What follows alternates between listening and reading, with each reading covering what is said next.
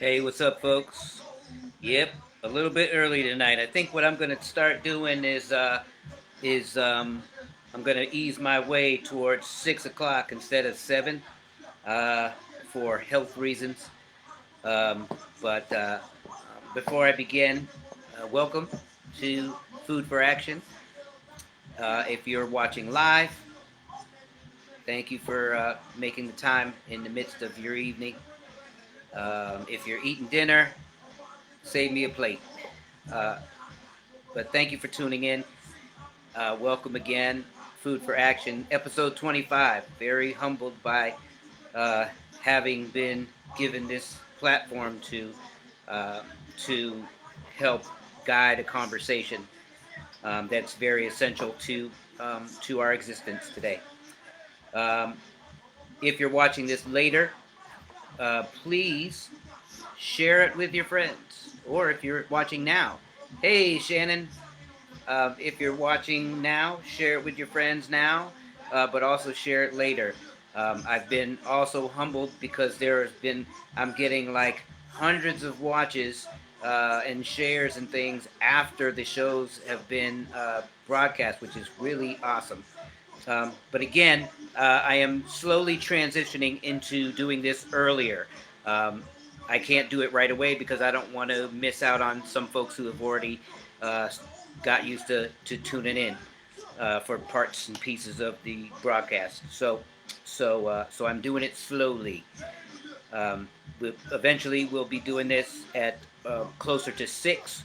And hey again, hi again, hi again. Say hi, just like Shannon did. Let me know that you're there. Let me know that you're engaged. Um, Again, we'll be transitioning to doing starting at 6 o'clock every Wednesday and Sunday. I hope that'll be more convenient for everybody else as well. Um, Today, I wanted to hopefully get as many of you engaged as possible. I'm going to take calls, people who want to talk a little bit. I'm going to try to dial you in via Facebook Messenger, so it'll just be a phone call. It won't be adding you into the video, but it will add you audibly. Because I want to pose some questions to everybody or anybody who would like to take part. If you don't want to talk, and you would rather just type your opinions in, that's welcomed as well.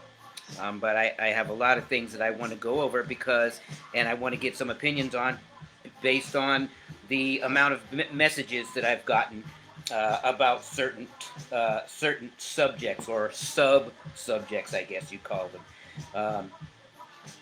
But several things. But before I move any further, I want to definitely say thank you to everybody who has engaged. I want to say thank you for all the questions, and most importantly, right now, I want to take a minute to thank everybody who has donated to the fundraising that I'm doing to get my stellate ganglion blocks.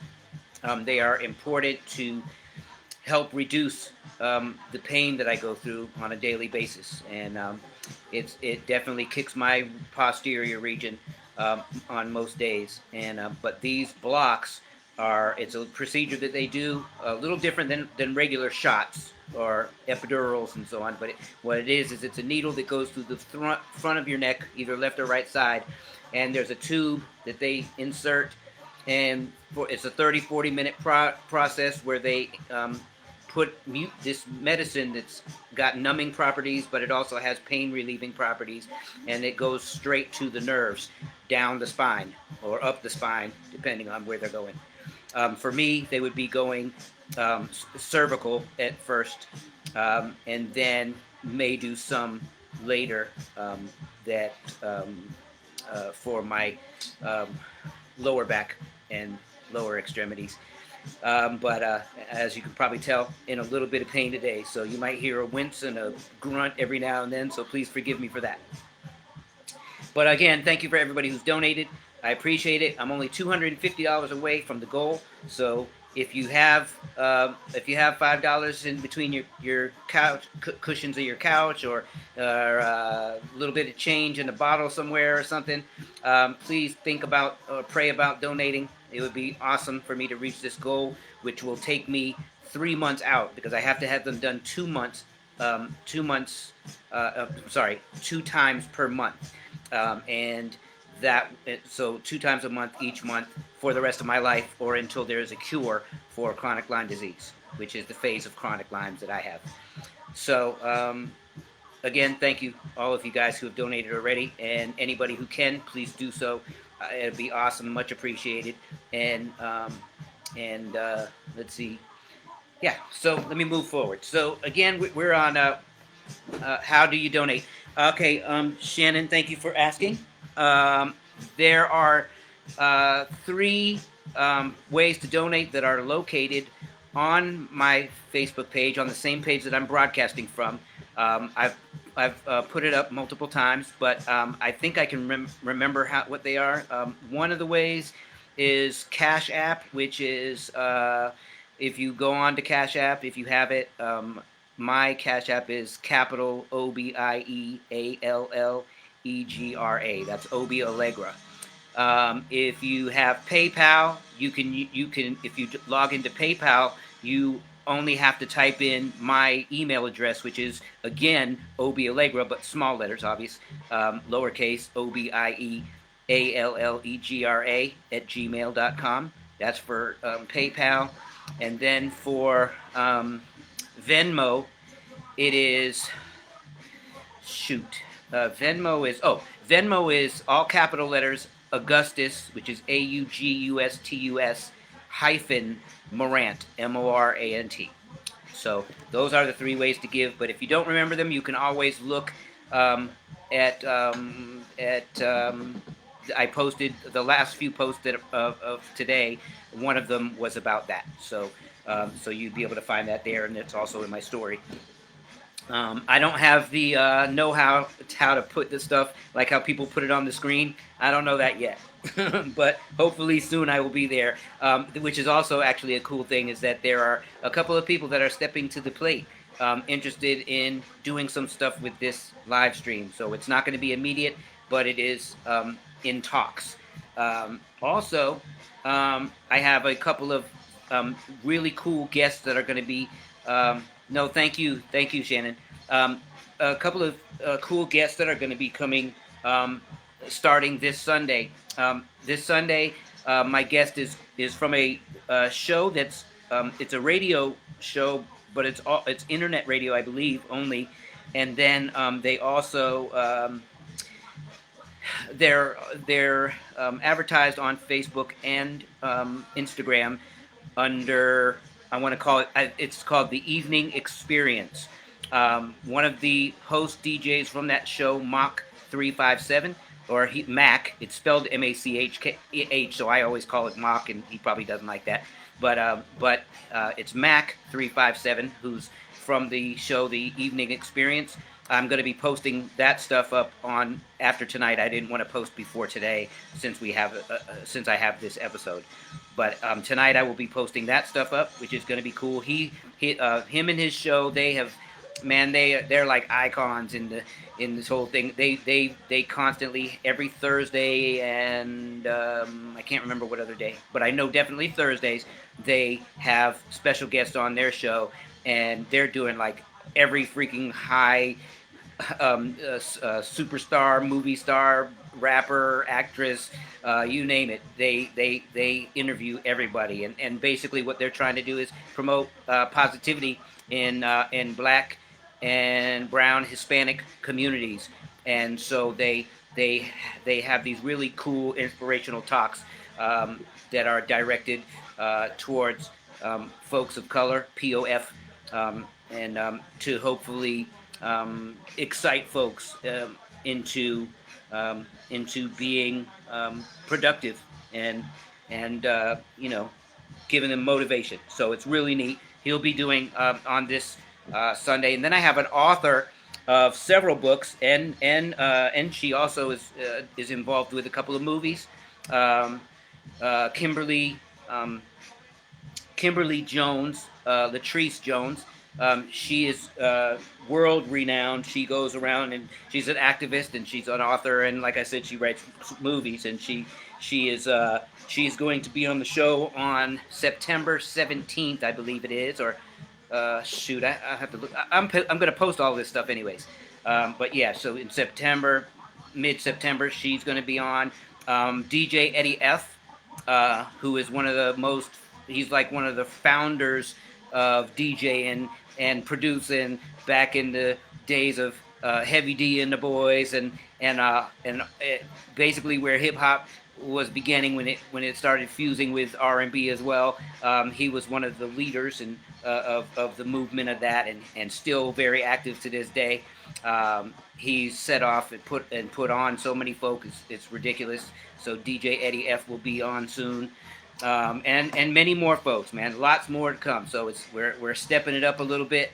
But I'm always going to keep it real too, with real folks, be it family, friends, and then other folks that have other opposing views. So we're going to make sure that it's a very well-rounded conversation at all times. But I thought that it would be definitely a cool thing, and a blessing for me and you guys to try to get some celebrities in the mix, and so that's starting to happen now. So starting this Sunday, starting this coming Sunday, the first quote-unquote high-caliber guest will be coming on to talk some logic and knowledge and wisdom to folks. So that's going to be pretty awesome. I'm excited. I told you guys that I was taking things up to another level, and I had surprises for you. So that is definitely about to start this coming Sunday. So stay tuned for that. So again, what I wanted to do, first let me read the as I do every show, I want to read the mission statement, because I think it's important for people to understand. Hey, Amanda, I hope you heard everything I just said, because exciting stuff is happening. I'll try to remember to say it all again before the end of the show, if you missed it. Let's say, so the mission statement is that I and we, and that means me and whoever engages in the conversation, whether it's during the broadcast or rather it's even if it's after, if you're watching post live, then that as long as you're engaging and taking part, no matter what your view, but we're acknowledging and expressing the racial divide, racism, oppression, and exploitation, systemic racism and violence against black women, black men, and black youth in the United States and all over the world. I and we will proactively help create a path to a true United State in America. Very important to me, because I am definitely wanting everybody to be aware, and when you are aware, make others aware that we are not in a United State at this point. This is something that we're hopefully all fighting for, and hopefully fighting to create that atmosphere in this country. We've been fighting a long time before I even was in my mama's stomach. Black folk have been fighting for unity and equality, and so it is. The country is hurting right now. We are hurting as black folk. We are hurting, and I know you guys have seen my tears and heard my stuff, so you know that it hurts a lot to watch all these things go on, and then now, you know, I guess I've self-subjected myself to more, because I actually have to do this research, because when I get questions from people when they write me messages and they say, hey, but only this or that happened, why is everybody in such an uproar? And then I have to do all this research to get the videos of the things that are happening and occurring in the country every day, rather it be from the bad element of police, because we know that all police are not bad, but there is an element in all departments, most departments, in police departments in the United States, that does have, the police departments do have elements of racist activity, abuse, and sometimes death, more than enough death. And so I have to do this research and forward people videos on top of videos and pictures on top of pictures so that they can see that this is not something new, that it is not just a couple of occurrences, but this is a way of life, which is horrible to have to say. Let me tell you something. I said something at the end of I think it was last week, Wednesday. I made a comment, and somebody asked me about this, and I can't deny it because it's a truthful statement. It's an emotion and a feeling that I went through. I was talking on that Wednesday a week ago about living in black skin and how it's unfair and it is wrong for a white person to try to dictate or judge the life that a black person experiences when we're explaining to you and crying out to you what we deal with and what we've gone through and what we've gone through for generations and generations. And it's wrong and hurtful and unfair for any white person or any person that does not wear black skin to then or brown skin to then come in and say that doesn't exist, that doesn't happen, and so on, when we're actually telling you what we're living, what we're actually experiencing, what we're on the receiving end of. And it's a shame that somehow or another some people feel so like they're self determined or self proclaimed judges and juries and authority over what a person that has another amount of melanin in their skin, you're telling us how our lives are and how we're supposed to receive it and how we're supposed to feel about it and how we're not supposed to talk about it and so on and so forth. When we know that that's wrong, and when we do talk about these things, I can only compare it to the things that you talk about. When you have problems, then you talk about those problems, rather it's bullying or rather it's whatever it is. In whatever department, if somebody has a feminist argument, if somebody has a gay pride argument, if somebody has a I don't know, job, whatever, college, whatever the problems are, you express those problems, and we don't say anything about those problems. But when we express racial problems, because they are deep rooted in this country since its inception, since it was quote unquote discovered, since these problems have been at the heart and the foundation of the building of this country, then we have to express those things because we're still suffering from them. And I always count the ways, and I'll do it again tonight. But the point is that people feel like they can just that they became the authority, and you can tell us how to feel. Well, thank you again, Christian. And what I can also say, thanks for joining again too, man. Appreciated your words the other day. But what I can also say is that I make it fair, and I tell you, look, I don't know what it's like to be or walk in white skin, and so I would never attempt to tell you how you feel if you're objectified or subject to any mistreatment on a regular basis or any deep-seated mistreatment. I wouldn't tell you how to feel. So in no way, shape, or form should it happen the opposite way. But for some reason, a lot of white people, and it's not the majority, but it is a large amount of white folks, you hear it and see it on the news every day, feel that they can relegate themselves this power that says you are now the judge of what any black person or brown person or non-white person can feel about what they are subjected to on a daily basis living on this earth. That is just it's dumbfounding. It's appalling. It's wrong. It's hurtful. It's anything that you can say about what that is just it makes no sense. And they're only making the problems worse. He says, I'm surprised Black America hasn't burned down Washington. It blows my mind. Yeah, and that's funny. I don't know if you saw the picture that I posted the other day with the. You probably don't get to know what it is right away, but once you look at it, you see that it's a black woman with an afro and a United part of the flag on her face, and what and it's just got the upper torso, and it's in the colors of fire and smoke and the flag, and that was kind of what that is emblematic of saying, hey, you know, that image portrays what we feel is happening to us, and when pushed, then that can happen. That it can burn down the nation. Not that in any way do I approve of anybody doing violent things or anybody doing destructive things. I don't believe in that at all. I believe that anybody who commits a crime should be punished for those crimes. I've done crimes back when I was a kid, and I got punished for those crimes. Everybody should suffer that same thing. It should be an equal rule. I mean, an equal ruled world. The unfortunate part is that a lot of times we suffer worse when we commit similar crimes that white folks commit, which is another travesty.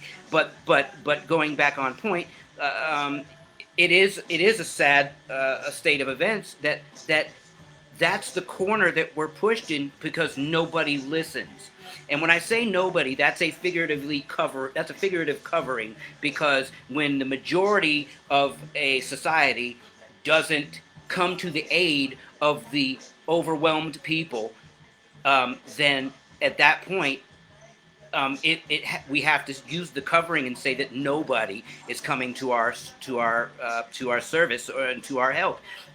We are fortunate to have so many folks, white, Hispanic, and otherwise, that are marching with us, peacefully protesting with us, standing with us, putting out Facebook posts and Instagram posts and pictures and sayings and all that. Wonderful that that's happening. But the problem is that there still remains a huge, ginormous amount of this percentage of white America, and I hate to keep saying it like that, but it's the only way to say it. You know, I'm part of Black America, you're part of white America, and so there is still this major part of percentage of the white population that does not help, that does not fight against racism, even though they know it's wrong. I'm not even addressing the people that are committing the racist acts and violence and things like that. I'm only talking about the white folks that aren't. There's white folks that believe that they don't have anything to do with it, or they don't have a voice, or there's nothing they can do. Well, that's just completely false. There's something that everybody can do in this fight. Just like there's something that everybody can do for America as a whole in positive ways. How can it only be in some ways that people can help and not in others? Let me be clear. I understand that certain people have callings to do certain things. Those are specialized things. We're not talking about that. I'm talking about literally every human, every person that breathes air that God created, or whatever you believe in. I believe in God. So all of God's children, old, young, doesn't matter complexion, doesn't matter. All Americans, all people that God created, have a duty to love your brothers, love your neighbors, and when doing that, that means that we have to care about them. That means that we have to love them. And when we love people, then that means that we're going to protect people. We protect the people that we love, don't we? We protect the things that we care about and the people that we care about. So if that concept is true, then that also means people. That means everybody. So yeah, I got you, Kristen. I'm reading you. Appreciate that. Yeah. And so Christian has a lot of cool things to say, man. Christian, make sure that you please, direct some of these things to conversations with other white folks and with the other folks that are on the stream. You sound like a cool dude, and you see the light and the logic in this stuff, and as anybody knows, I'm not playing any race cards. I'm not doing any of that. All I'm asking for what is just and what is right and equal under God's land, under God's law. That's all I ask for, is for people to help that fight, help that struggle, so that the hateful folk will be few and far between, and not growing and growing more and more based off of ignorance and lies that are being immersed and dispersed out of the mouths ridiculous people even at the head of our country right now. And again, vote, vote, vote, vote, vote, vote, vote, vote, vote, vote, vote, vote, vote. I don't even know how else to say it. I actually was on. Let me tell you something I did. I am so adamant and so in such an having such an urgency about this voting thing that I literally today I called my local board of elections just to make them double check to make sure that they had my absentee registration and so on the files already, because here in Ohio our ballots are supposed to come out to us by the 6th of October. And so I'm like, literally, I'll check again next week too, just to verify. Hey, can you punch my name in real quick? So voting is essential, because when we can have the people that are at the top of our government, who we tend to listen to, which we should be able to trust, when we have those folks on a just in a just cause frame of mind, that's going to help the nation instead of the divisive and divisive heads of this country that are sitting, or so-called heads of the country that are sitting there now. So we have to get rid of those folks, and that means trickle down. That's not just the president. That's all of these senators and congressmen and aldermen and governors and mayors and house seats locally and so on. I'm talking about judges. I'm talking about anybody that is voted in this country at this particular election and thereafter.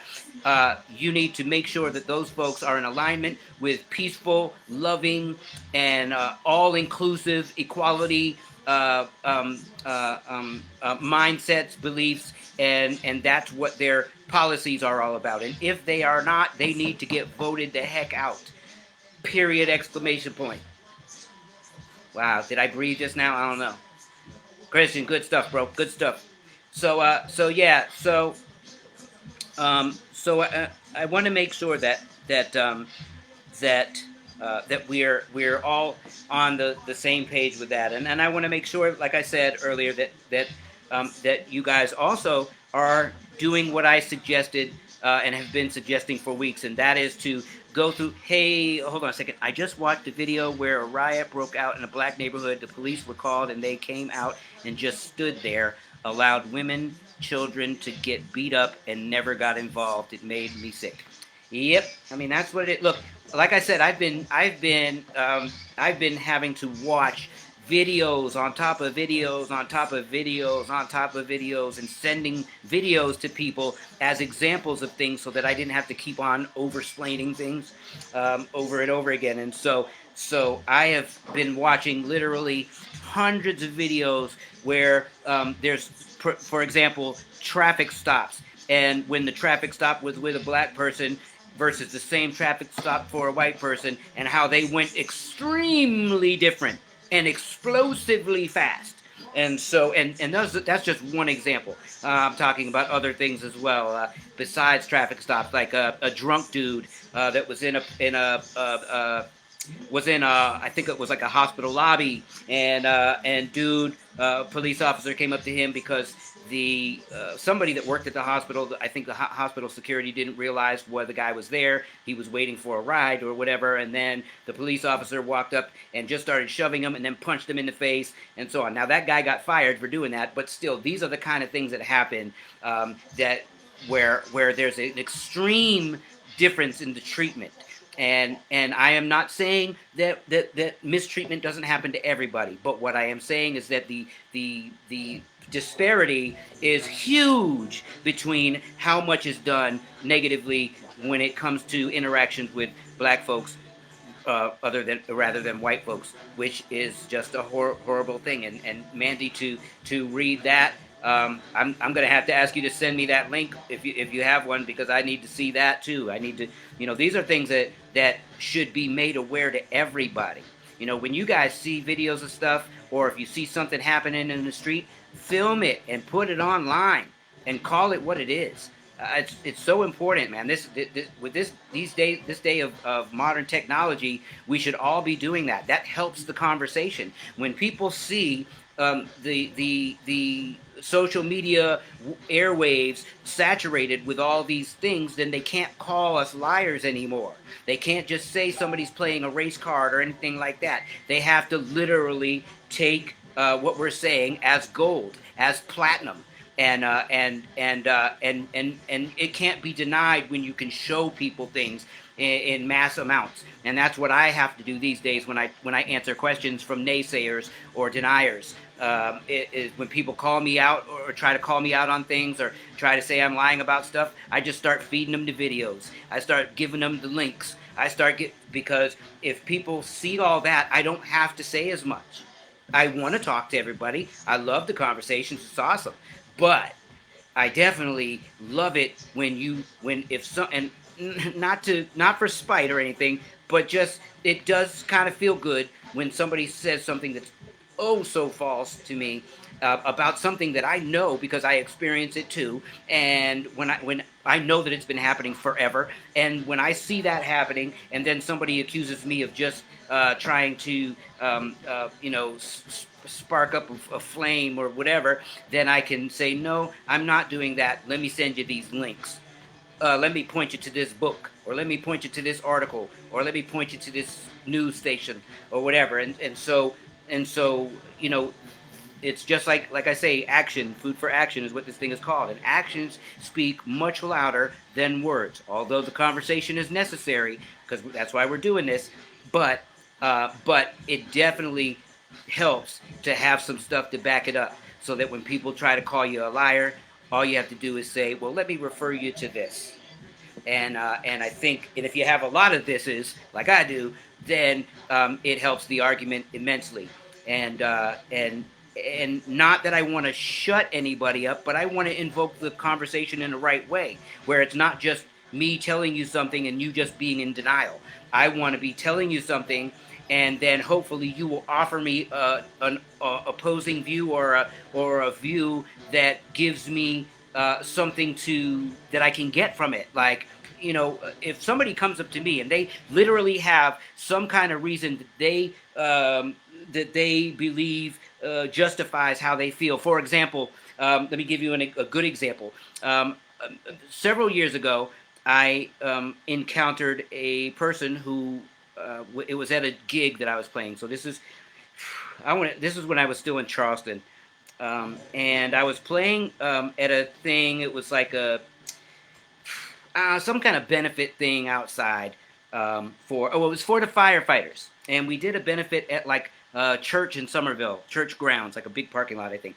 And somebody came up to me, and they were commenting and giving us compliments on our music and stuff, and because I sang some country songs and stuff too, and old school country.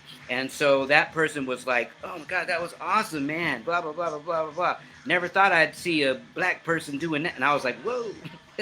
but that made a conversation start, and that person began to tell me, "I'm not prejudiced. I think I used to be, but." And then he gave me this reason. He said that when he was young, he watched his, I guess it was an older brother or something that was a lot older than him, got beat up by some black dudes. And he ran away while that was happening because he couldn't help. He was like a little kid. And he ran home to get, I guess, his parents or whoever the heck was home. I don't remember that part. So he grew, hatred, I guess, grew inside of him because he experienced watching his brother get beat down by a bunch of black dudes. Now, later he found out, because it never got talked about, it just became this thing that was embedded. It was just a hate. And later on, he found out from his brother that his brother caused that to happen by, him and some friends had actually beat up one of those guys' friends. So it was kind of a retaliation. But the point is that he thought that he had a reason for it at that point. And so these are the kind of conversations that we need to be having. We need to understand where this stuff is coming from. What is the deep-seated hatred coming from? I posted that other thing this week so far about why that I don't understand why white people hate black people when we cook their food, raise their children, work their fields, Uh, um, uh, I can't remember what else, but anyways, I posted that earlier this week, and and got a lot of people. Uh, I don't know. It obviously elicited a lot of thought because I got a lot of uh, messages from that, a lot of interesting ones too. But I take the good with the bad because it's part of the conversation. It's part of what makes this thing happen.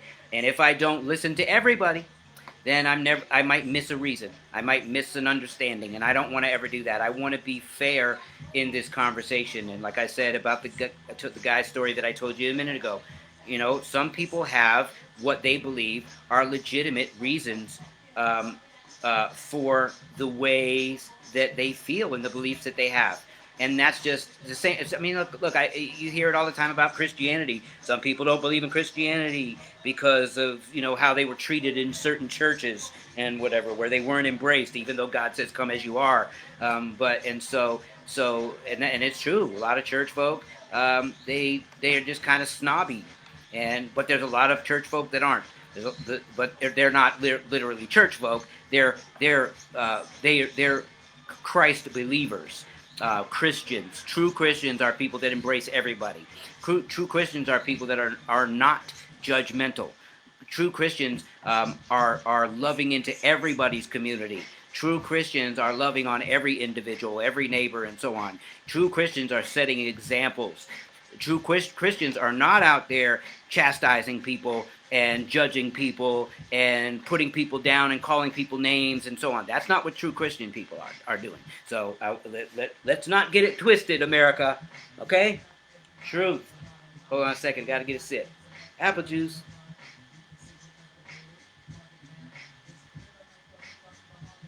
So I want to hear some views. I want to hear what some people think about this. What do you guys think?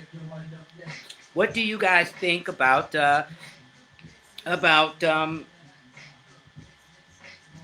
conversation? What do you think about? I was talking to the guy that's going to be on here on Sunday. My guest for Sunday, Mac 357, and I was talking to him about it. I was like, what do you think about the fact that I talk to everybody? I get all these messages from people telling me you need to block this person or that person and whatever. I don't block nobody. I don't care to block anybody. I want to hear what you have to say. What are you guys doing? Are you guys believing in that principle? Are you believing in that theory? Do you believe that you should talk to people more? Do you believe that you should maybe spark the conversation with folks that have opposing views? When you know that people are prejudiced or racist, when you know that, do you just run from them? Do you hide from them? Do you stay away from them? Or do you try to engage them and talk to them so that you can get to the bottom of and understand why they're that way? Why do they believe these hateful things? Do you talk to them? Or do you guys just, are you just satisfied with saying I'm not a racist? Are you satisfied with just saying, I love on everybody, so there's nothing else to do? What do you feel? I want you guys to interact with me. I want to know what is your take on how we should conduct ourselves in order to help the fight against racism, to help to stand up with black and brown folks against racism. What are you doing about it? Who are you talking to? What is your part in this fight? What are you doing? What do you believe it is? Do you believe you don't have a fight? Do you believe that you should be not involved? Give me some answers. I want to hear about this.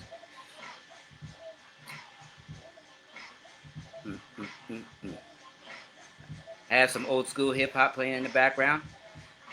I have a horrible headache, and I have apple juice.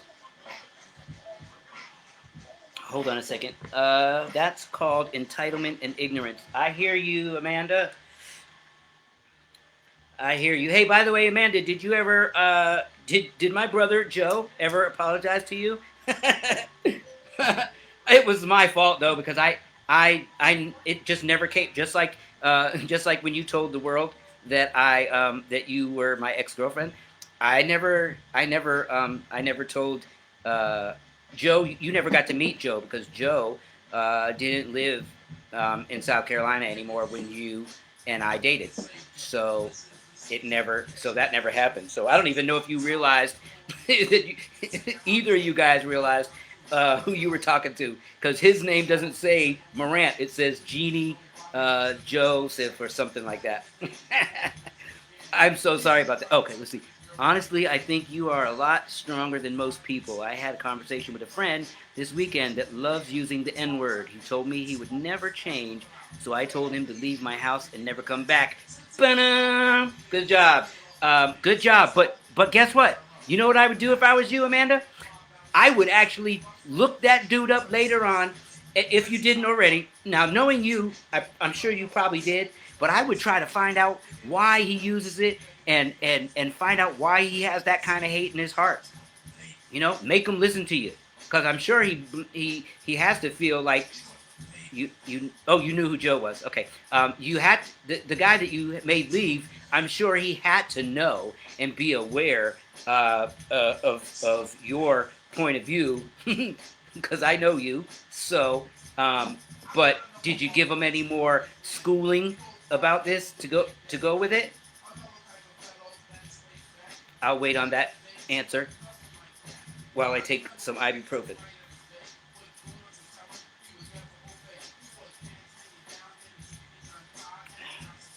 I hope you're typing. And anybody else who's on here, I see the numbers keep flashing back and forth. Now it says 2, and sometimes it says 3, and sometimes it says 6, and so it keeps going back and forth.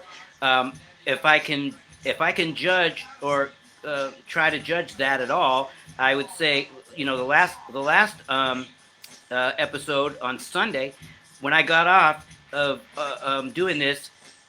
Oh, you knew why? Because he was stupid. But listen, so when I got off of ended the show Sunday, there was like 183 people had been on, and I didn't even I don't know why my screen doesn't show me that. I think that sucks. I wish there was something I could do about that. But I do have I have a college near me, Youngstown University, YSU. I have the call out for the angry mama came out, and I'm still pissed, so I'm not trying to talk to him right now. I got you. In due time. In due time. Because you never know who can reach somebody. You know what I mean? But what did I say? So I have a call out to Youngstown University to see if I can get one of their interns, especially at coronavirus time, to get one of their interns, a person who was looking for an internship, to actually start helping me do some of this, some of the technical stuff, so that I can kind of fancy this up a little bit. Uh, oh yeah, now it does show one. So yeah, so I'm trying to get somebody involved to help me do some of these technical things on here, to kind of make things look a little, prettier. But excuse me. But oh yeah, okay. Um, so that's a call that's out, and hopefully I can get somebody quickly because I'd love to have things up a little notch before this other stuff starts happening. That because I don't know if you heard, Amanda, but I'm actually in talks with a couple people right now who are interested in making this a little bit bigger, and so it's just talks. There's nothing is in concrete yet, but I would love to try to make the whole platform look a little bit better, a little more professional, I guess, and not just, I don't want it to look too professional because I don't want it to be uncomfortable for people. I want it to stay, nice and, what's the word? Nice and natural, type, raw, I guess would be the word. But I do. There are certain things that I would love to add to this. But oh, and so not only that, but I have special guests coming on starting Sunday, that are notable figures in the music industry, radio industry, um, authors, activists. I have already started the booking of all that, and it starts Friday. I have a couple of worldwide known DJs coming on. I a bunch of stuff, so it's really, really cool that things are getting ready to step up to the next level, and that is not because of me. That's because of God, and it's because of what's happening on this earth, and and how it is affecting a whole group of people. And I believe that when you step to the plate and um, do honorable things, that I believe you get blessed for doing that. So I don't get a paycheck, but I get but things are looking better. I mean, I have like 4,000 plus people following on Instagram now because of this. I have uh, I think 4,998 people friends on Facebook. I have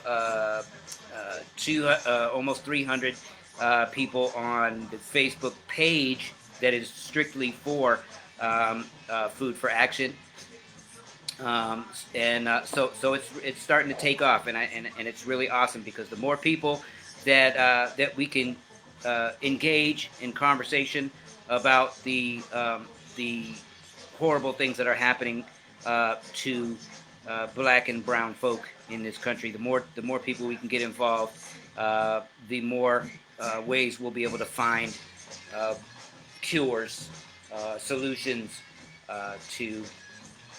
to remedy and heal hearts and lives and so on. So it's pretty cool. Let's see. You did catch the end of that. Oh, cool. Awesome. All right. Yeah. So I guess it's me and you, man, Mandy. Oh, thank you, Mandy. I appreciate it. Yeah, man. I just you know, just trying to fight for what's right. That's all.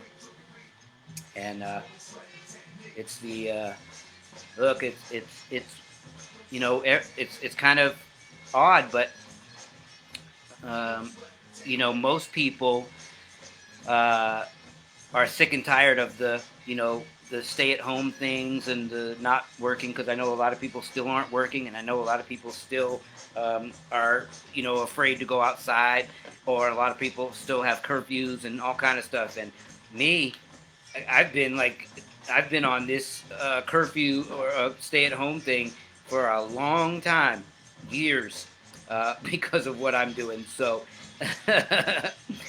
I hear you.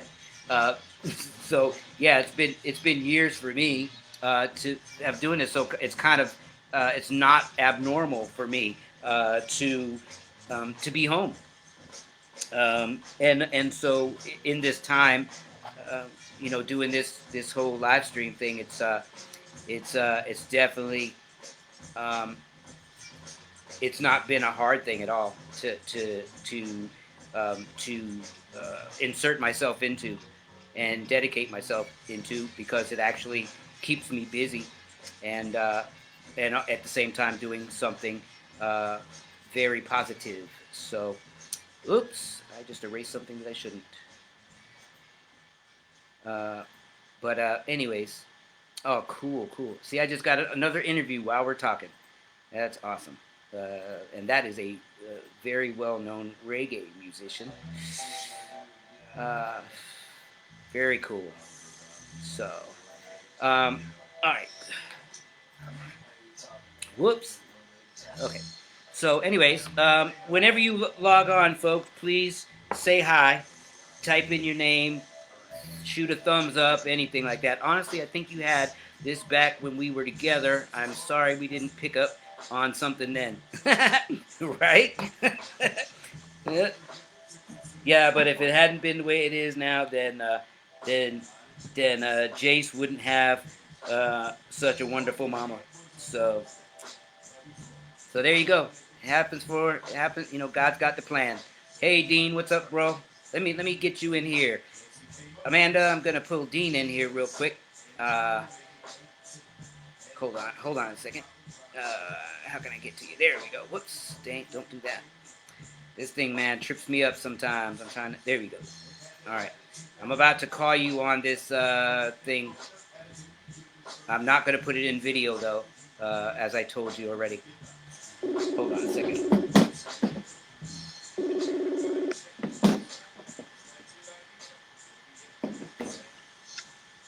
Dean, you there, bro? Let's see. Yeah, I mean, you're on. I hear you. So we're not going to put it in video mode. We're only going to do it audio. There we go.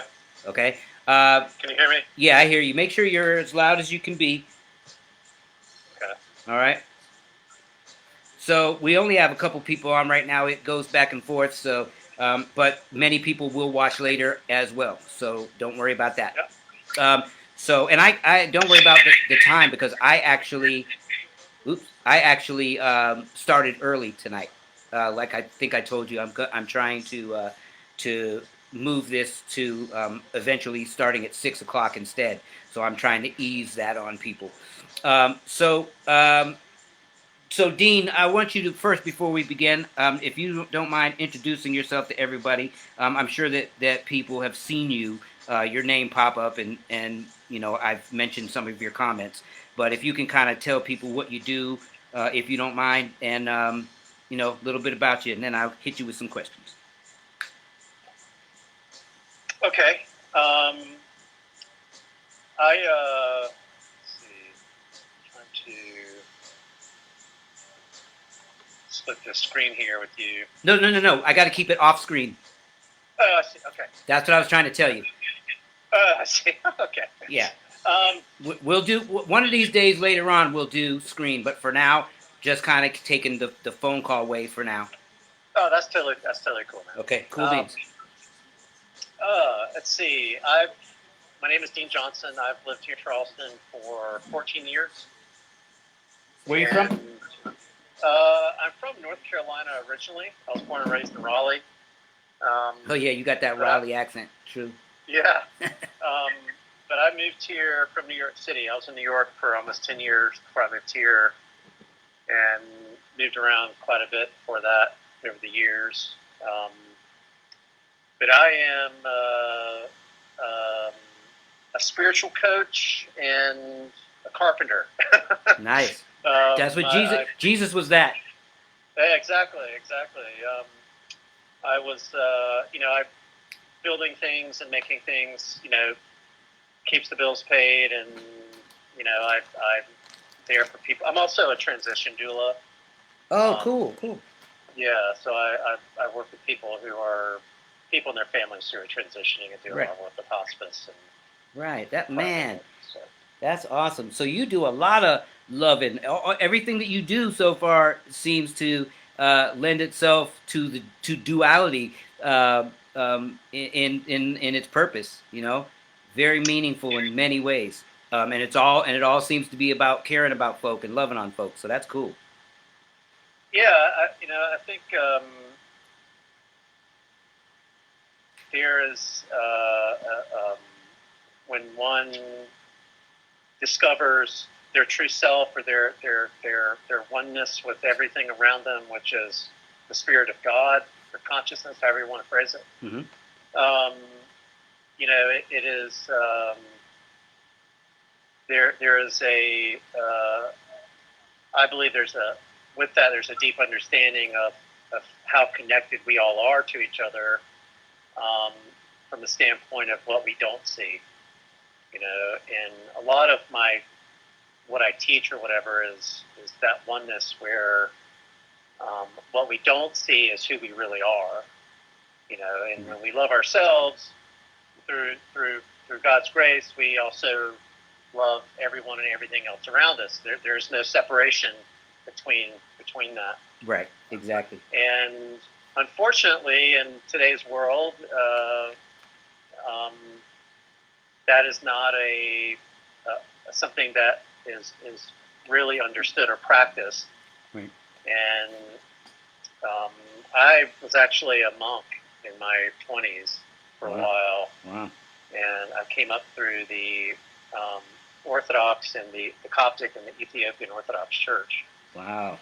And um, was that was that before that I was actually a devout Rastafarian for many years and lived in Jamaica and discovered the Ethiopian Coptic Church and followed the path that Bob Marley took in his baptism, and then I was later ordained deacon. But my spiritual growth and understanding evolved from that more sort of institutional way of looking at things.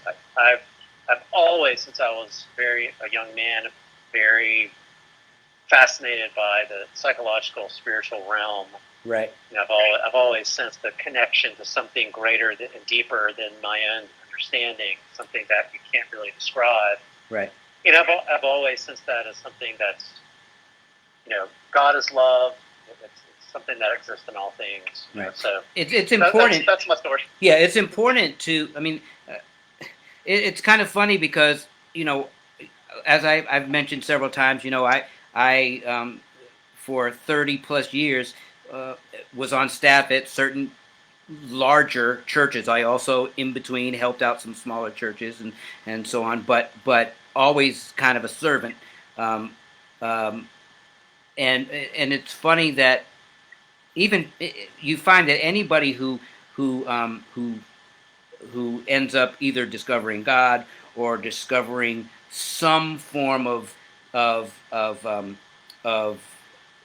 spirituality that's more than themselves, then those are the folks that end up being able to not only accept the truth about how folks are conducting themselves nowadays, but also become more outwardly active in the fight as well. And it's very interesting because usually when you find folks that are the quote unquote hate mongers and bigoted people and so on, usually they will claim a Christian belief, but it's a very distorted version, which is easily heard and easily read, and so, or there will be people that have no beliefs; they're atheist. Period. Bottom line, and so, and that is something that is a common denominator all the way across the board. Those two factors, which is very interesting. True. Very, very true. I mean, it's one thing that in my early theological training, I learned under an Orthodox monk for almost 20 years, actually, and time flies. And out in New Mexico, where I was living at the time, and what I learned. So I was fascinated with the patristic theology, the very earliest understanding and practice of the Christian system, the earliest spirituality. And it was extremely mystical in its essence. Mm-hmm. There wasn't a Bible, there wasn't really a dogma, that was created, centuries later. Right. And so I became really fascinated. I dove into many years of studying the teachings of these early, very mystical teachers, and it's so completely different than the way it is, how the church eventually came about as an institution, right? And then the Reformation and the Protestantism and all that, Right. So, it's interesting. I tell people it's like I became an environmentalist through my Christian faith, right? Because what I was understanding of the teachings over the years was that if God is love, God exists in all things, which was the essence of the earliest teachings. It's like we have to cherish and take care of what He has bestowed upon us, right?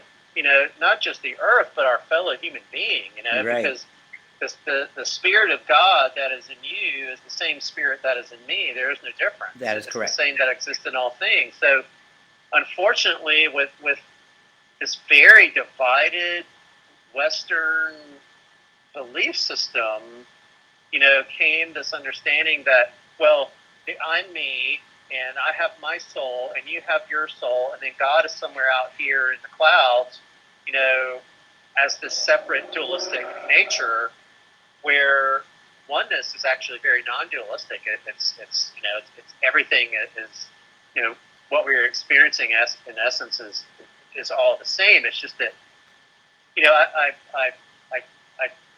I like to talk to people about the Adam and Eve story, and it was never intended to be taken literally. Like Right. a lot of things in the Bible are taken literally. Right. Which is why we've had a lot of division and separation and all kinds of nasty stuff over the years because of that. That's a whole different story. But the Adam and Eve story is really an example, a very mystical example of man coming into its egoic self. Right. Its Right. egoic nature. Yep. Where we're separate from, how we are as from a consciousness standpoint when we're in the womb, and then as we're young babies and up to a certain age, we become, we start identifying with our egoic self, and then that is what falling into sin is we start acting out with our egoic nature, and it becomes a separation of the oneness that was Adam and Eve. In essence, they were actually one. Right. And that separation began because he began acting out and identifying with his egoic nature. So, got you. Now, give me 1 sec. So, anybody who is tuning in now or later, I'm speaking with Dean Johnson. He's a brother from. I call him a brother. He's from he lives in Charleston, and he wears many hats, all of loving kindness and caring spirit, and it's really cool. So you should look him up. And have conversations with him, and I'm sure that he will reach out in return. If you reach out to him, he might find some of you guys on his own. He might be led to you. Who knows? So let me ask you a couple of questions that pertains directly to the conversation here. So tell me, when did you? And I have to ask everybody this question first. When did you first have a realization that there was this thing, this evil, negative thing in the world called racism? Oh wow! Yes. At a very young age. Okay, tell me that experience. Yeah, at a very young age.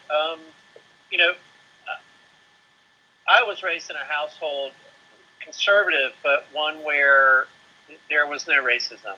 I was very fortunate where, racism and hate is something that you learn. Yep. We don't come into this world that way. We learn Correct. it. Or some traumatic thing happens and we start identifying that way. There was, I grew up in a lower middle class neighborhood in Raleigh. And, my parents weren't college educated. They just kind of worked jobs.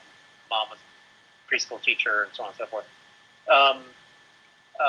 There was an Asian family next door to us and an African American family next door to us. Both families, my family, were very close with, and I would hear them tell me examples and stories, and then I would see things with my own eyes that I thought that it just made me feel very sad, because I was like, why? What, I don't understand. Like, why does someone hate you because of the color of your skin? It's like that just didn't make sense to me. Can you give me like one specific incident? There was I can actually give you a lot. I'm going back to the earliest I can remember. Yeah, just give me the first one that you can remember. That's kind of like the first thing I do with people on there. Yeah, I was. Again, this is very young, so it's not crystal clear. But basically, I overheard someone talking. Some other white folk in the neighborhood who weren't you know, they didn't like the fact that there was an African American family and an Asian family living in the neighborhood. And what I remember them saying was that how they were devaluing the property in the neighborhood. Right.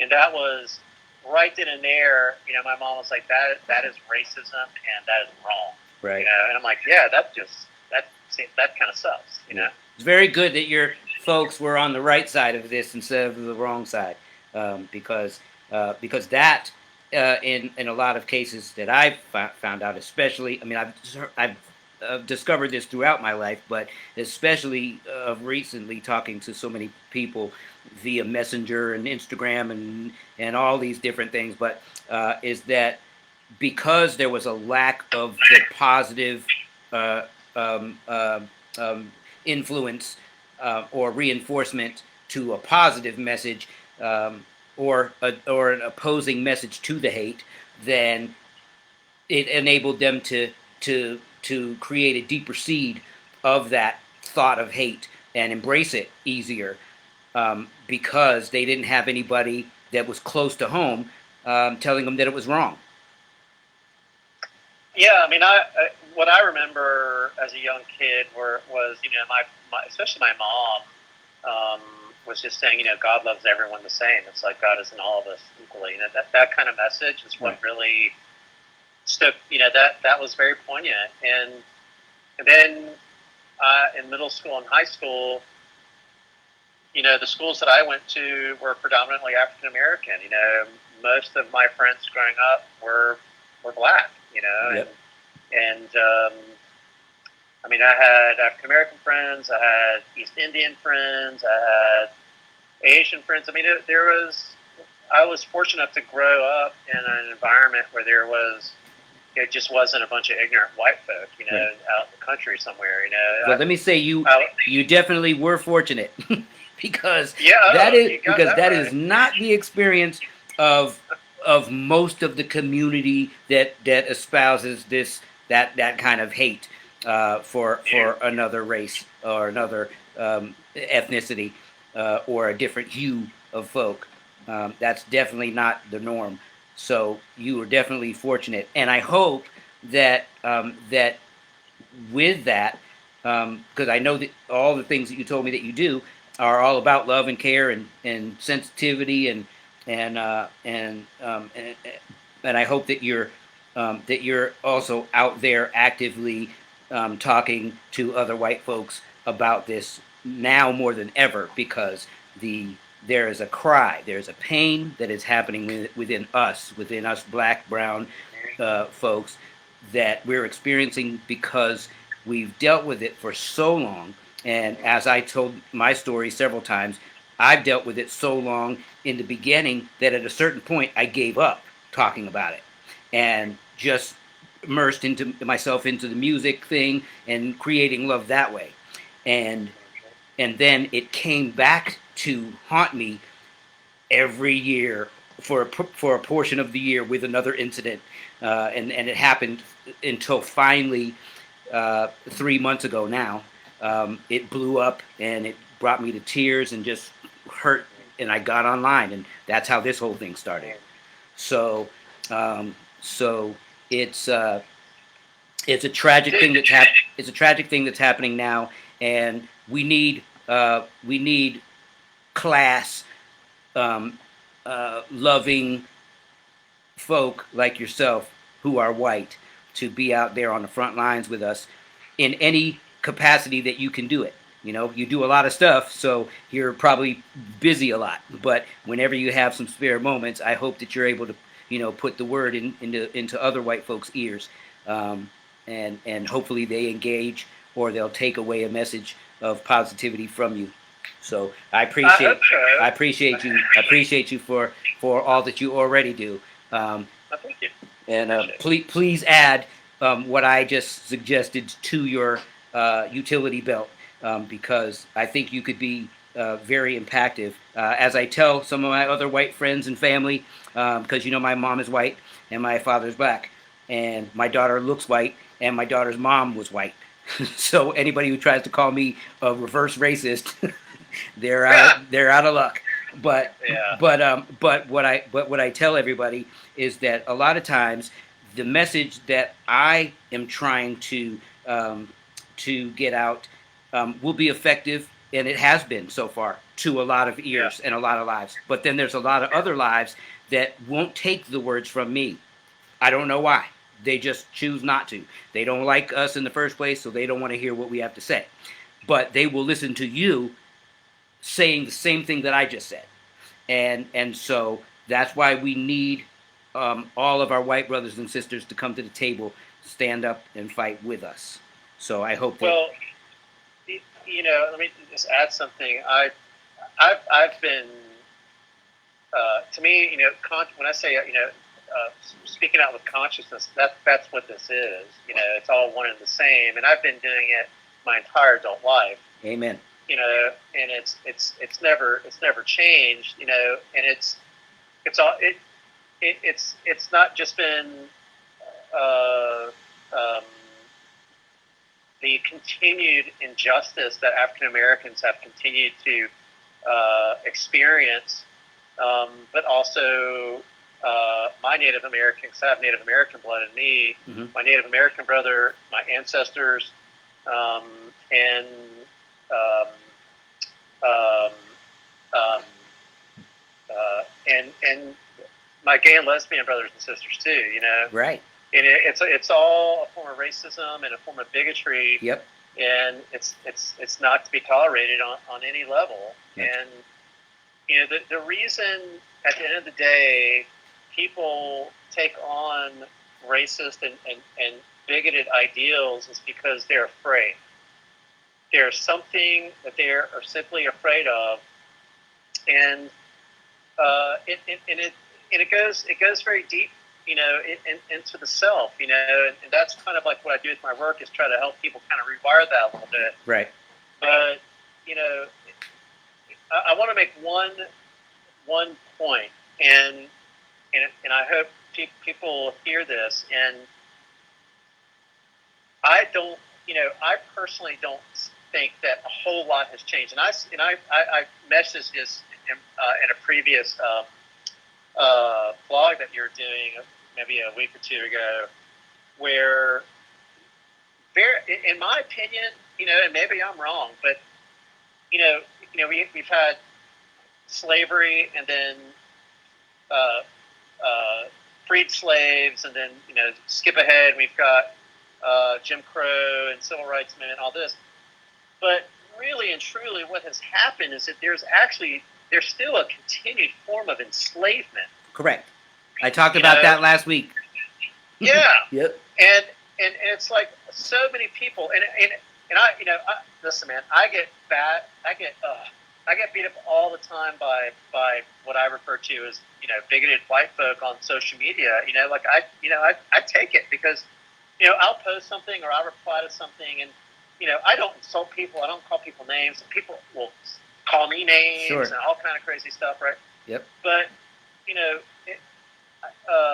I responded to this one lady, and I'm like, the reason why most white people don't see this, don't understand that there is still systemic form of enslavement in this country, in Western society in general, but let's say in this country, is because most middle and upper middle class white people are living in a suburban bubble. Right. Hold on one second. Hold your thought 1 second. Anybody who's listening right now, I saw a couple numbers flash back and forth. If you are paying attention now, or if you joining the conversation now, or if you watch later, we're talking with Dean Johnson. He's one of my white brothers who lives in Charleston right now, from all over the place, does incredible work with folks in several different areas, and he's spitting a little knowledge. And he would love to talk to you guys, so look him up on Facebook, Dean Johnson. Go ahead, man. A lot of white people in this country who, let's say, benefit from a Trump tax break, for instance. Not all, okay? Right. But mm-hmm. Let's say a lot of people who are more affluent, for whatever reason. My experience over the years as a white man is noticing that a lot of white people just simply live in a bubble. Right. They live in this very secluded closed in existence. So it's like I've been telling people since I've lived here, if you want to get a taste of reality, drive out of your Mount Pleasant bubble and go drive through North Charleston and see some reality. Right. Right. See a lot of unemployment. See, right. I mean, I could go on and on. Look, let me say something, and I, not to cut you off, but it's really important that factor be understood, that because that, look, when it comes to any community, this subject came up several times over the past few weeks with talking about crime, and there's this phrase that white folks like to say, and media likes to say. They say black on black crime in inner cities, or in urban areas, and I try to explain to people that this is what it is everywhere. In any community that is predominantly one race or the other, there is that on that crime. So in a white neighborhood, it's predominantly white on white crime. 85% of the crime, rather it's violent crime or almost violent crime, in other words, harsh crimes, are committed against white people by other white people. That is a fact. You can .gov that. That's right. It is 85%. It might be a little more by now because that was figures from 2019. So the point is that that's how everything is, and in any community that is, like you say, bubbled or blocked off or almost segregated or redlined, as was happening and still happens in some cases these days, but communities that are sectioned off, where if you go to Chinatown in New York, most of the crime in Chinatown is Asian upon Asian, or that's right. That's just the way it is. So why does the media, and why do hate groups, Aryan nations, and whoever else, why do they only stand on top of this black on black crime thing? Another form of institutionalized or systemic racism is because, look, when movies were the thing, when first came into effect, when they were black and white movies, when you looked at a movie and the person was wearing black, they were the villain. When they were wearing white, they was the hero. This is something that as you say, some of it is innate, but some of it is definitely spun onto you. I always call it hate spin. That used to be one of my hashtags for a while, and that's what's been ingrained and taught and pushed and almost hypnotized into people's minds, is that the color black, all in all, is just bad. Anything black, anything dark, anything, you know what I mean? And so it then became a migrated definition to people. And so it's insane for anybody who says that this doesn't exist. It's insane for anybody to what was the birth of a nation? If you think about anything that is in the public eye. If you think about how racism was discussed in the earliest school books, you would have thought that slaves were like, buddies to the masters. If you looked at it then, you know what I mean? It's just insanity of the things that are put into people's minds to perpetrate and perpetuate the lies, when it comes to these racist and bigoted ideals that people harbor and hold on to, and it's crazy. Yeah, it's really fascinating. I mean,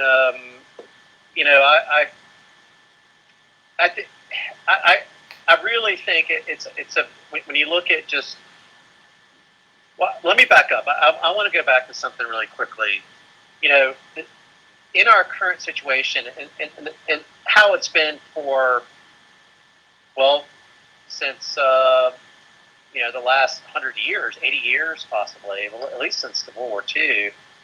From the standpoint of our current liberal economic system that we have, we've always had racial tension. There's always been racism, bigotry, of one form or another. That's always been there. But what in our two-party system, okay, what I've realized is we've got two parties that are struggling for power, right? And the way they're able to maintain this power is to divide the populace. Sure. We are completely and utterly divided, really by one, well, more than one thing, but the dominant thing that is dividing us really and truly is economics. Yes. And the economic situation is because we live in a capitalist free market system, in a liberal financial economic system. And we also have a very, very fast widening economic gap. And whenever you have a very fast widening economic gap where you have the top 1% controlling the majority of wealth in this country, and guess what? Most of the 99.99% of those people are white, Correct. right? Yep. And male, are controlling most of the wealth. So the way they're able to continue to create this massive wealth is by policies, economic policies that disenfranchise a group of people.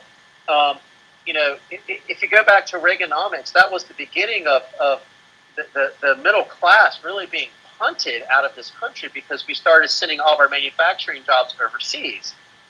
But again, in some ways, that's a very limited way of looking at it. But the economic situation affects everyone who is not rich, and Right. it goes all the way down. Right. And liberal economics, especially Republican economics, believes in what's called trickle-down economics, Right. where you give the top people all the tax breaks so they can surmass more wealth and more power, and that means because they're saving money, they're going to start just creating jobs out of nowhere, and it's going to trickle down. Well, that has never worked. Right. Those tax breaks have always fallen on the backs of the poor and middle class. Correct. It has to, that debt has to be picked up somewhere. That loss of income that's coming in, Right. and it's an utterly backwards thing. And what the right has done, and what's really fascinating about the right, is that a majority of the people who are voting for Trump are also economically disenfranchised, but they're divided through social mechanisms and issues. Right. So they're really voting against their own best self-interest. Sure. So the economic situation is like just continues to pour gasoline on the racial tension that is still there. It just makes it grow and grow and grow. And unfortunately, I loved Obama. I thought he literally was one of the best presidents we've ever had in my lifetime. You could tell he was a good, decent human being. He was loyal, loved his wife. He had two beautiful children. But he was also, and I remember the day that it happened, when right after he was elected, Glenn McConnell and the other cat who was head of the House at the time basically came out and did a press conference and said, we're going to do everything we can to prevent Obama from being successful as a president. We're going to block everything. Even if it's good for this country, we're going to block it. And it was all racially charged. So right then and there, Obama only had a Democratic Congress for 72 days. I mean, anyway, I'm sorry, I keep going on, but it's really, really systemic. And I think that the racial inequality and the continued form of enslavement that's always been there is only heightened and made worse because the economic situation is also getting worse. It's like healthcare gets more expensive. Every year, education is beyond most people's reach. Because most people are so stressed out right now, just working 2 or 3 jobs so they can put food on the table. How the hell can I think about getting an education and paying for it? Or doing something else than what I'm doing right now just to survive. And that's what the economic system takes advantage of to make themselves more powerful.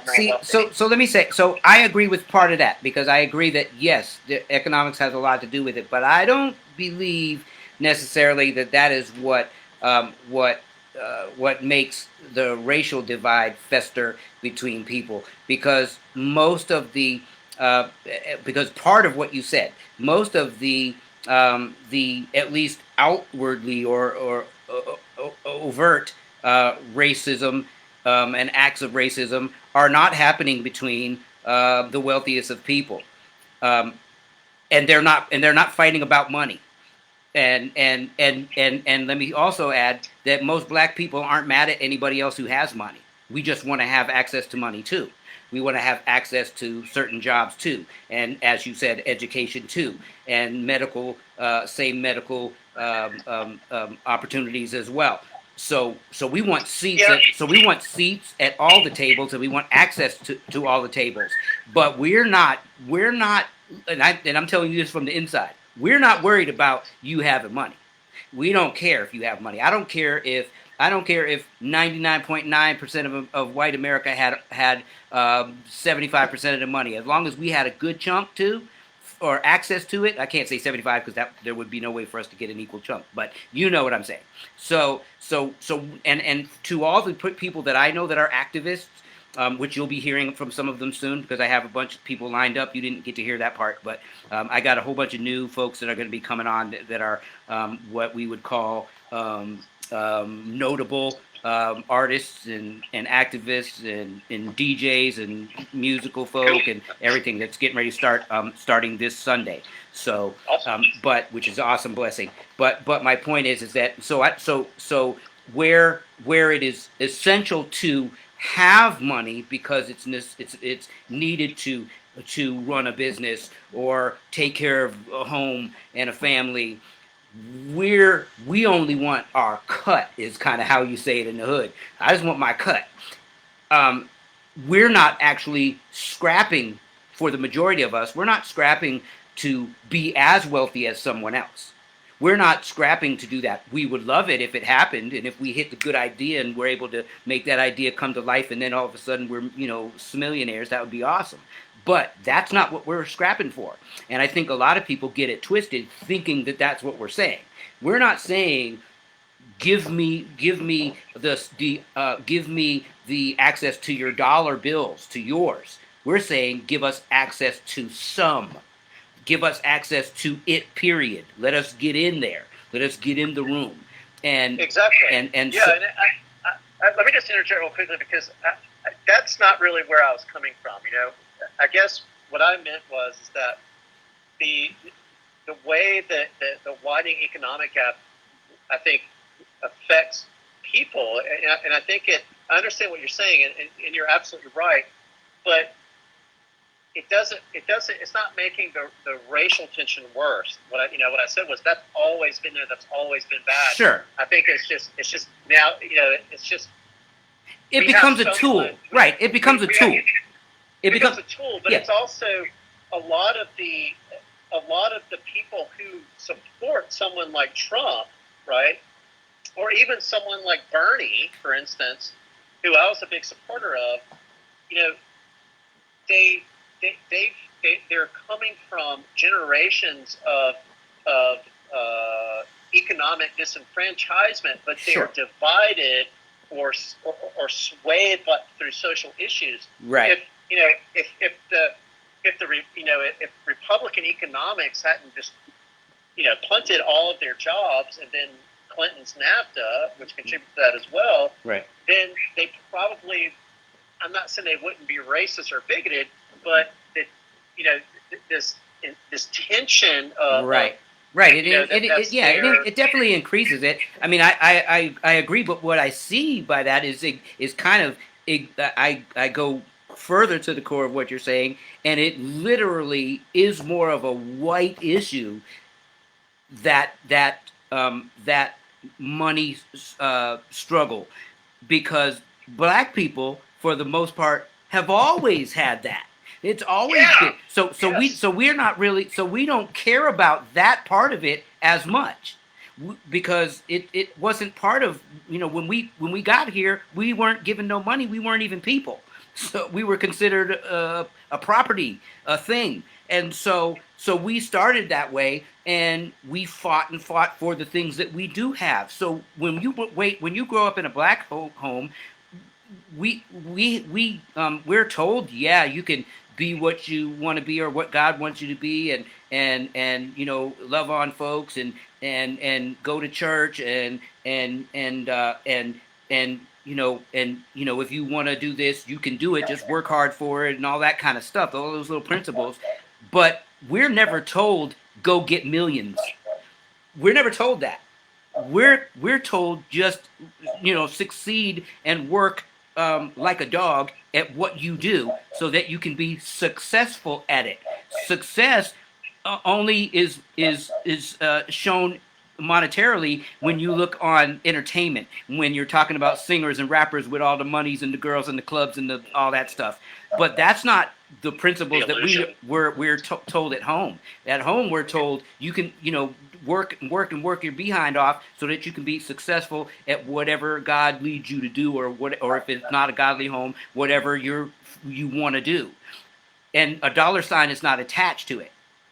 So I think it's more of an issue to the underserved or more impoverished white neighborhoods where they're worried about the money side of it, because we never had the money. Yeah, that's right. For the most part. Yeah, that's a really, really good point, man. I mean, I think that, you know, one thing I talk a lot about, and this may not make, I don't know, this might be a little bit out there a little bit, but, you know, I talk a lot about the conditioned mind, you know, and the conditioned mind is how our minds have become sort of programmed from like the age of 5, right? And it's how our thoughts and our patterns are created, and how we think and how we view things and how we relate to things, and you know, and so forth. And there's so much conditioning in our society where, you know, you're not your value as a human being, or you're not looked up to, or you're not valued as a human being if you don't, you know, have a degree in this, or make this much money, or, you know, have your perfect house and a white picket fence and a car and 2 kids, right? And, you know, so on and so forth. And it's all identification with material and physical things that are fleeting. You know, it's like people think it's like, well, I'm going to dream about this particular object because, you know, I'll be happy one day when I get that. When I finally reach this goal, or I get that, you know. Right.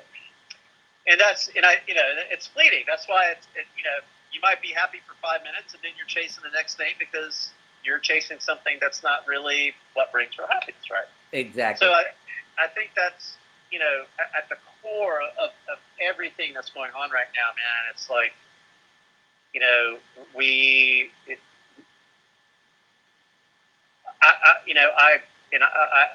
I'm a firm believer that it really does take, you know, just to back up, it's like I have people in the spiritual community, you know, yogis and whatnot, you know, they'll say, well, you know, Dean, you know, you're the spiritual guy. Why do you get so upset about what's going on in the political world? It's like, I don't understand that, you know? And I'm like, how, it's like, you live in this world, you're a taxpayer, right? You're contributing, you have your yoga studio and your little meditation studio, this, that, and everything. You're paying taxes and you're contributing.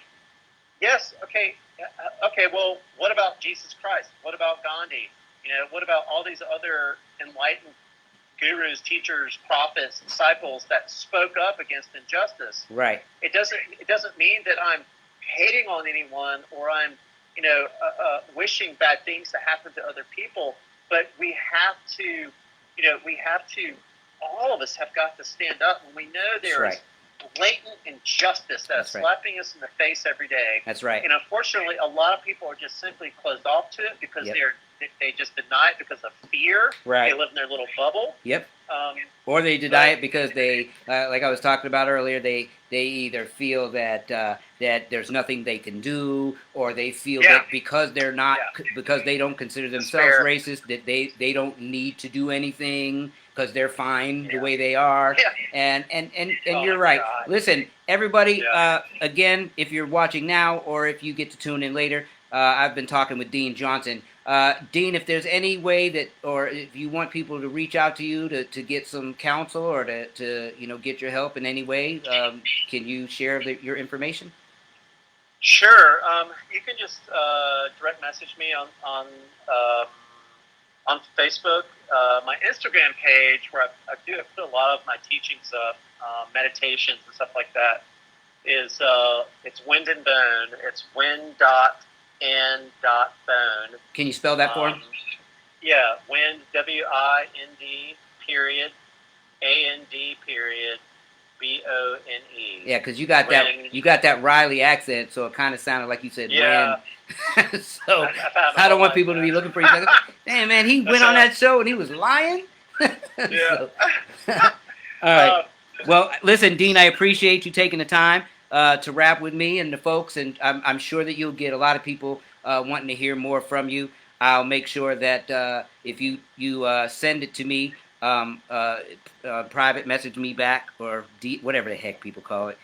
Just send me a message, and I'll make sure that I post it again when I thank you for taking this time out with us. Make sure that you keep tuning in too, man, and keep joining the conversation. Thank you, sir. When I first started listening to you, man, I was like, man, this is awesome. It's like someone in the community who's like, really speaking some consciousness here, and it's good. We all need to be listening and contributing and sharing our voice. And that's right. I tell everybody standing up. Yep, I tell everybody, man, it definitely standing up. But I tell people, you don't have to listen to me. If you can find somebody else that you feel can motivate you or stimulate your brain cells or your spirit, then please, by all means, do that. But don't just sit there, because sitting there, you're not helping anybody. You're not helping your children, your grandchildren, or any other generation. You're actually, as I always say, if you're doing nothing, you are part of the problem too. So everybody. I just want to add real quick, if it's all right. Yeah. Starting tomorrow night and then this Sunday, I'm going to be doing a live Zoom meeting and basically dealing with discovering who we really are in our essence, our consciousness, our divine self, and finding and discovering what true happiness is when we discover the divine spirit that exists in all of us. So that information will be up tomorrow, and I'll send you a link to that. So you can tag me in it. Tag me in it, and then that way I can write something on it when it hits my my profile page. Absolutely. Okay. Love you, man. Thank you for your words, wisdom, and your thoughts and care and love, brother. Keep on doing it. Man. All right. Take care of yourself. Yes, sir. Yeah, man. Bye. So people. So that was Dean Johnson. Really good dude, man. It's kind of funny that over the past couple days, past couple episodes, I've talked to two white dudes who are cool as everything, and they are positive, man, and they just want to help, and they want and they acknowledge that the first thing that I always talk about is that the first part of curing and healing this country or the world of the hate and the bigotry and the racism and the systemic racism and the pain and the brutality, all these things. The first step is to acknowledge that it exists, and unfortunately, the message has to be given to white folks first and foremost. Is that white folks, we're crying out to you to help us heal and to help this country heal, and we can't do it without you. And if you don't acknowledge, like Dean acknowledged, and like Christian Carroll the other day acknowledged, and Mandy and the few folks that I've had on so far, if you don't acknowledge that this exists, because it is out there in the open, nobody's hiding it anymore. And if you don't acknowledge it when it's right in your faces that it exists, and that a whole people are suffering because of it, from it, by it, at the hands of it, then we're not going to heal as a nation. There's always going to be a battle, and there's always going to be all the negative things that spin off from it, like the crap, the crimes and whatever else. And that sucks, because we don't want that. As a people, black people and brown people, we don't want people looting and hurting, and we don't want white folks mad at us or hating us and all the things that are happening, shooting people and kill. We don't want murder and hate and distrust and all that. We don't want that. We want love. We want equality. We want opportunity, and we want all these things to be offered on the same level, on a same equal level. As I told Dean, we don't want your money. We don't want your houses. We want to have access to jobs, money, houses, medical, good schooling, so on. We want access to it, not and an equal opportunity through it. So to it and through it is what we want, and we should have that under the Constitution that you wrote. And if we go by the words of the Constitution, if we go by the words of the Bill of Rights, we're not. You're not representing what you wrote. You're not treating us with the respect and the love and the care that you wrote in your own papers, in your own laws. And it's time for that to change. It's time for white America to live up to the things that white America wrote and instituted in this country. And that is an equal opportunity, equal access, equality as a whole. There should not be a single thing that we can't access with hard work and with also good intentions and with blood and sweat and tears as we do. It shouldn't be something where we are just allowed one every now and then. Oh, we got one president out of 45 presidents. We got one black Republican senator out of however many. I'm sorry, I don't know the number of that. It's like 50 something, I think, or whatever. But anyway, however many dang senators, it shouldn't be just a handful of black congressmen. Shouldn't be a handful of black mayors or a handful of black police chiefs. It shouldn't be just sprinkles and handouts, or quotas. It should be equal access. There are just as many smart black folk and brown folk and Hispanic folk and Asian folk and indigenous folk there as there are white folk.